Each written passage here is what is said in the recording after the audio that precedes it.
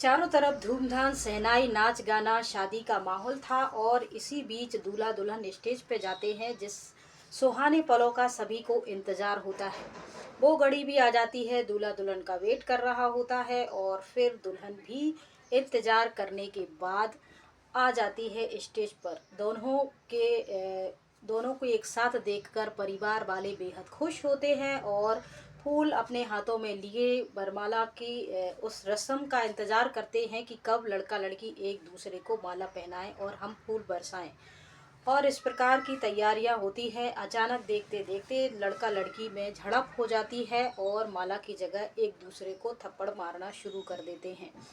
इस घटना से सभी लोग परेशान हो जाते हैं और उनको अलग करने की बजाय जो दोनों पक्ष के घर वाले भी आपस में भिड़ जाते हैं। जैसे तैसे मामला शांत होता है और फिर बारात बेरंग ही बिना दुल्हन के वापस लौट आती है अपने घर।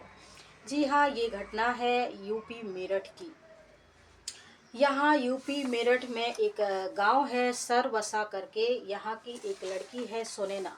अपनी पढ़ाई लिखाई करने के बाद वो जॉब करने के लिए दिल्ली जाती है। दिल्ली में वो एक कंपनी में प्राइवेट जॉब करना शुरू कर देती है और वहीं मेरठ यूपी का ही रहने वाला एक लड़का सुरेश उसकी कंपनी में काम करता है। दोनों की मुलाकात होती है, एक दूसरे से दोस्ती होती है, पहचान होती है, नज़दीकियाँ बढ़ती हैं और ये दोस्ती दो चार मुलाकातों में प्यार में बदल जाती है।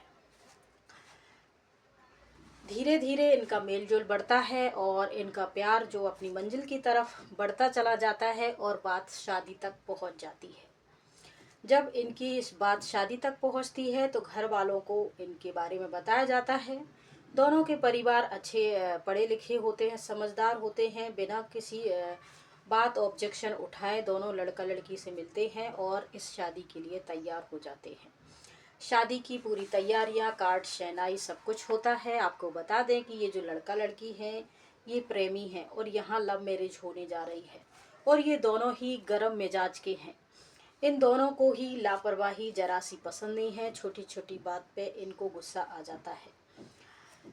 तो क्या कहते हैं, राम मिलाए जोड़ी। तो इनकी जोड़ी भी खूब बनी है। अब शादी की शहनाइयाँ के दिन नज़दीक आते जा रहे थे, सब तैयारियां हो चुकी थी। दूल्हा अपना बारात लेके आता है, दोस्त घराती बाराती सब लोग आपस में डांस करते हुए चले जाते हैं और लड़की के घर पहुंच जाते हैं।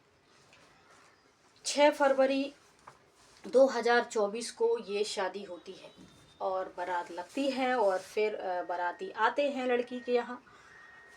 स्वागत सत्कार में थोड़ी सी देर हो जाती है और लड़के के घर वाले गर्म हो जाते हैं, चिल्ला चोट करना, गाली गलौज करना शुरू कर देते हैं। लड़की के परिवार वाले भी यहाँ गर्म हो जाते हैं, कुछ रिश्तेदार, कुछ दोस्त वगैरह, और आपस में दोनों में कहासुनी होती है।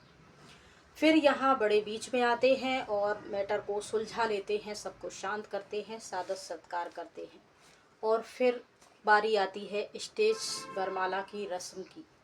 दूल्हा बैठ के दुल्हन का इंतजार कर रहा होता है। दुल्हन पार्लर गई हुई है तैयार होने के लिए। थोड़ी देर हो जाती है, फिर दुल्हन की एंट्री होती है। दुल्हन जैसे ही स्टेज पर आती है दूल्हा गुस्से में उससे कुछ गुस्सा करने लगता है, कुछ बोलने लगता है। तभी दुल्हन को भी गुस्सा आती है और वह दूल्हे में थप्पड़ मार देती है। दूल्हा भी दुल्हन को थप्पड़ मार देता है और दोनों में आपस में लड़ाई झड़प शुरू हो जाती है। उनकी लड़ाई झगड़ा देखकर दोनों पक्ष के घर वाले भी आपस में भिड़ जाते हैं, लड़ाई करना शुरू कर देते हैं। लड़ाई धीरे धीरे बढ़ती ही जा रही थी कि कुछ लोगों ने मेरठ में ही दौरौला थाना प्रभारी उत्तम सिंह को फ़ोन किया। यहाँ के एसपी अपनी कुछ कांस्टेबल टीम को लेकर शादी वाली जगह पर पहुँचते हैं और दोनों पक्ष को समझाते हैं। दोनों पक्ष के जो मुखिया होते हैं उनको यहाँ थाना ले आया जाता है और फिर दोनों को अपनी अपनी शिकायत एफआईआर करने को कहा जाता है।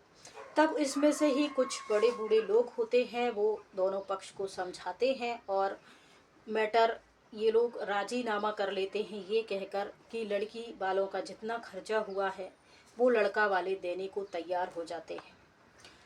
इससे इन दोनों में राजीनामा हो जाता है। कोर्ट कचहरी के चक्कर से ये बच जाते हैं और यहाँ एफआईआर भी नहीं करते, आपस में मैटर सुलझा लेते हैं।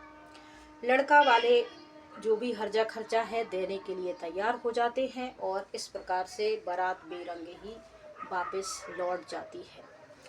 आज देखिए, हम बड़े हो जाते हैं, नौकरी करने लगते हैं, 2 पैसे कमाने लगते हैं तो हमें लगता है हम दुनिया के सबसे समझदार इंसान हैं। शादी ब्याह आज करते हैं, कल तोड़ देते हैं, ये एक मजाक सा बन गया है। आजकल लड़का लड़की पर खुद फैसले। मैं ये नहीं कह रही कि हर लव मैरिज अनसक्सेस है, कुछ सक्सेस भी हैं लेकिन ज़्यादातर अनसक्सेस ही है। कारण क्या है? शादी से पहले एक दूसरे के साथ वक्त बिताना, एक दूसरे को समझना, एक दूसरे की कमी कमजोरियों को जानना, अच्छा सब प्रकार की बातें हम पहले ही कर लेते। शादी के बाद हमारे पास क्या बचता है? लड़ाई झगड़े के अलावा। समझदारी इसी में है। जीवन साथी एक दूसरे, शादी रिलेशन में रहना, दोस्ती करना, घूमना फिरना, मौज मस्ती करना एक अलग बात होती है, और सारा जीवन एक ही व्यक्ति के साथ एक ही कमरे में हंसी खुशी से रहना अलग बात होती है। तो आप अपने आप से हमेशा ये पूछिए, आप चाहे गर्ल्स हो चाहे बॉयज़ हो, कि आप शादी करके उस व्यक्ति के साथ जीवन भर खुश रह सकते हैं। सारा ताम झाम खर्चा पत्ता और जग हंसाई से अच्छा है कि आप अपने आप से, अपने पार्टनर से मिलकर डिस्कस कीजिए। और इसमें बहुत ज़रूरी है पेशेंस रखना। अगर आपके जीवन में किसी भी बात को लेकर पेशेंस नहीं है, समझदारी नहीं है, आप किसी भी बात को धैर्यता से नहीं सोच पा रहे हैं, तो फिर आप अपने आप को थोड़ा सा टाइम दीजिए, रिलैक्स कीजिए और आप अपने आप से पूछिए कि आपके जीवन में वर्तमान में ज़रूरी क्या है, आप पहले वो पूरा कीजिए। जीवन साथी बनाना और तोड़ देना ये कोई मजाक का काम नहीं है। आजकल बहुत कम लव स्टोरी या मैरिज सक्सेस हो पा रही हैं। इससे क्या होता है, एक नहीं 2-3 परिवार और उसमें रहने वाले 20-25 सदस्य और रिश्तेदार, और फिर सोशल मीडिया पे ट्रेंड कर जाती है, सो अलग हो जाता है। ये सब कहानियाँ बनती रहती हैं। इसीलिए समझदारी के साथ अपने पार्टनर के साथ बैठकर बातचीत करें। एक दूसरे की गलतियों को अगर माफ़ करके आगे बढ़ने की आप में ताकत है तो ही आप इस बंधन में बंधने की अपनी इच्छा जताइए, वरना आप अकेले ही रहिए। इससे क्या होगा कि कई परिवार बर्बाद नहीं होंगे, आपकी लाइफ बर्बाद नहीं होगी, टाइम बर्बाद नहीं होगा, और इस वजह से आप कभी भी दुखी नहीं होंगे, डिप्रेशन में नहीं जाएंगे। जब आपका अंदर से मन और आप इतने मेच्योर हो जाएंगे माइंडली और शारीरिक कि अब मैं निभा सकता हूँ, हर तरीके से निभा सकती हूँ, तभी आप इस पवित्र बंधन को स्वीकार कीजिए। ये मेरी पर्सनल एक्सपीरियंस या सलाह है आप लोगों को। बाकी आप लोग इस बारे में क्या कहना चाहते हैं कमेंट बॉक्स में ज़रूर दीजिए, और अगर चैनल पे पहली बार आए हैं तो सब्सक्राइब करके बेल आइकन को ज़रूर प्रेस कर लीजिए।